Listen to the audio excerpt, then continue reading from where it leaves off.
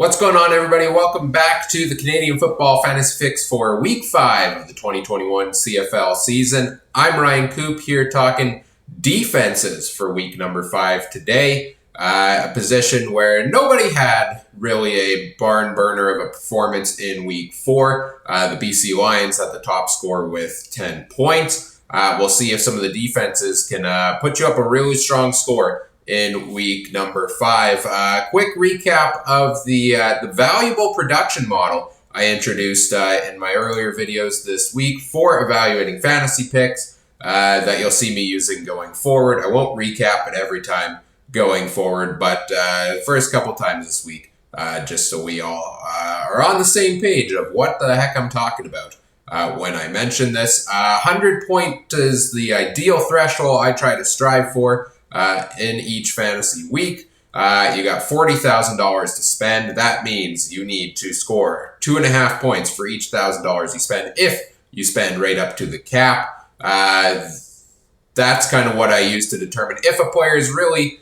worth the bang for their buck and getting you the value you need to hit that threshold. And when it comes to defenses, it's an interesting thing because a lot of the defenses are cheaper priced and a lot of them have the ability to get you the bang for your buck if they have a good week. As we take a look at the defensive options here, you can see that I have different thresholds there, the 2.5 times $1,000, 2 times $1,000, 1.5, and 1. You can see the Bombers, they've been averaging 10.8 points a game so far this season. You need just 10.7 from them to get the true value out of the Bombers defense. And so far they've been delivering it on average each and every week. You've got a couple teams in Saskatchewan, Montreal, Toronto, and Ottawa that have been hovering close to there with their averages. They're in the 2 times range. And then Toronto in the 1.5 range, and disappointments from Calgary, Edmonton, and Hamilton with their averages of just 1 point per every $1,000 you spend on them. So here's the options for week number 5.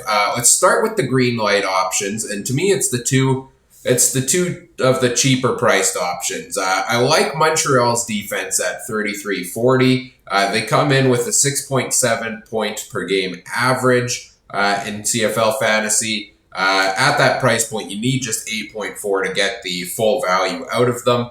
And they're facing an Ottawa team that I think they have the potential to do that against. Ottawa's offensive line is fairly shaky. We've seen them give up a decent number of sacks in back-to-back weeks. They're not going to put a whole ton of points on the board, which means you'll get some fantasy points in that regard, presumably from the Alouettes, at least a couple points there from them not allowing too many points in the actual game. So Ottawa doesn't turn the ball over a whole ton. Matt Nichols is normally pretty secure in that regard, assuming he is the starting quarterback again this week. But I do think from the sacks, you get 4 or 5 sacks, you get a couple points off the points, maybe you get a turnover. Montreal should be able to cover that 8.4 points that you need to get the full value out of them. I also really like Toronto's defense this week for a lot of the same reasons. Hamilton's offense last time against Montreal got things back on track a little bit, but their offensive line is still so shaky. I believe Chris Van Zyle's still out for another week. That O-line has really struggled. They've given up, I think, 6 sacks in back-to-back games now. You get those 6 sacks if you're the Argos, and you're already at 6 points, hovering around, close to that 2 times range at 6.4. All you need is 2 more to get to 8 points, which you have the opportunity to get. That's 1 turnover right there. So I'm really high on the Argos defense this year. I think they've shown through 3 games to be pretty sharp and be able to make the big plays. They've got a lot of talent, especially in that linebacking core, that's going to make a difference. So I think they can cover the 8 points this week against the Ticats, and I feel pretty confident in that Argos defense, despite only averaging 5 a game so far. But you have to remember, 2 of their 3 games have been against the Bombers' offensive line. That is one of, if not the best O-line in the league. To me, it is. So they haven't gotten a ton of sacks in that regard. but against an easier O-line of the Ticats, that should change a little bit this week. The two options I have in the yellow-white category, you might go for them, you might not. I'm not 100%, it's not 100% a go for me. The first one is the Hamilton Tiger Cats. $33.99 is the salary. They've been averaging 4.7 points so far this year. You need 8.5 to get the full value. You need 6.8 to get decent value. I think there's the room to do that against the Argos, because if we flash back to week number 3, which feels like ages ago at this point, by the way, Nick Arbuckle struggled to hold on to the football. We saw 4 or 5 fumbles from Arbuckle and the offense as a whole for the Argos. Now, granted, they managed to luckily recover a bunch of those, but there seemed to be a lot of bobbled snaps. Just not on the same page, maybe in that regard. So there's some room there that if the Ticats can pick up some of those turnovers, they should have no problem putting you 8.5 points on the board. I think you can, Toronto's offensive line hasn't been too bad this year, but if Hamilton's got some strong players on the D-line that could get in for a couple sacks there as well. I don't think they'll get points necessarily off the points allowed category, but I'm banking on a couple turnovers from Arbuckle and the Argos. The only reason I don't greenlight them this week is because in most weeks so far this year, they have had a disappointing defensive performance and haven't been able to force those turnovers to get you those points. So I could see that happening again this week, but I also do kind of like that matchup with the Argos, who struggled with some ball control issues earlier this season. The other yellow light for me is the Ottawa Red Blacks. $3,200 salary. Much like Toronto, you need 8 points for the full value, 6.4 for a pretty decent value. They're averaging 7 points a game this year, but that's heavily weighted by that one performance against Edmonton where they put up 19 in week 1.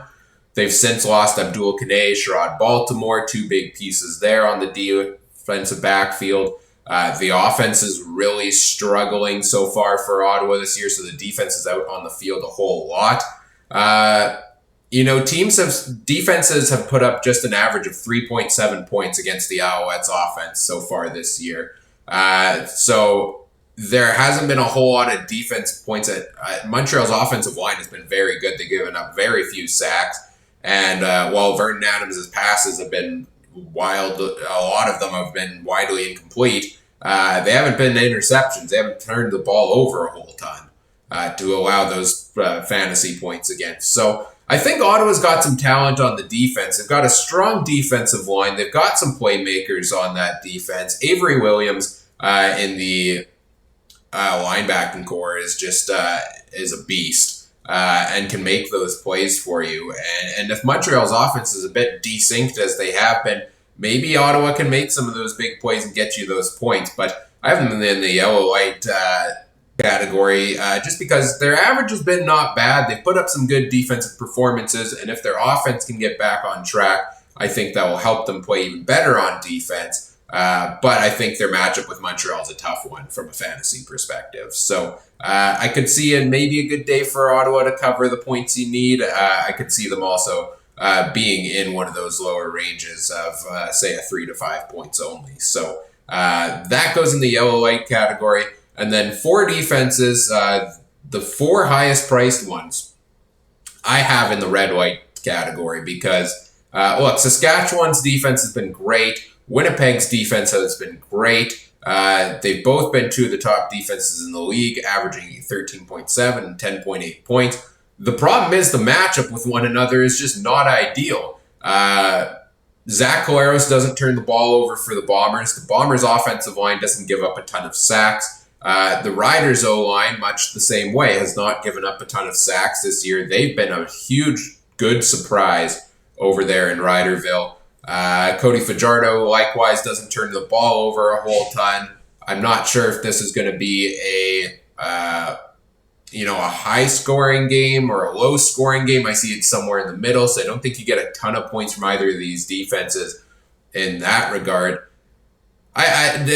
if they were priced in that $3,200 category, maybe I'd consider taking one of these. But at almost $6,000 for Saskatchewan, almost $4,500 for Winnipeg, I don't think you're getting 15 points from the Riders' defense this week. I don't think you're getting 11 points from the Bombers' defense. So I really don't think that it is worth the money to put either of them in the lineup for this week. And then looking at the two teams from Alberta, these are two defenses that have widely disappointed so far in the fantasy category, both in that 1 point per $1,000 range. Calgary with a 3.8 average, Edmonton with just a 4-point average. Facing one another this week, I just need to see a stronger performance from either of them in order to warrant putting in my lineup. We haven't seen them make the big plays, really, either defense so far this year. We haven't seen them get the sacks that we need to see to have that big day. So to me, I'm also staying away from Calgary and Edmonton just because I could see either one putting up big dud numbers once again this week. So those are the options I like and don't like at defense this week. I love the Alouettes and the Argos, yellow light on the Ticats and the Red Blacks, and staying away from all the defenses out west, which happen to be the higher priced defenses this week.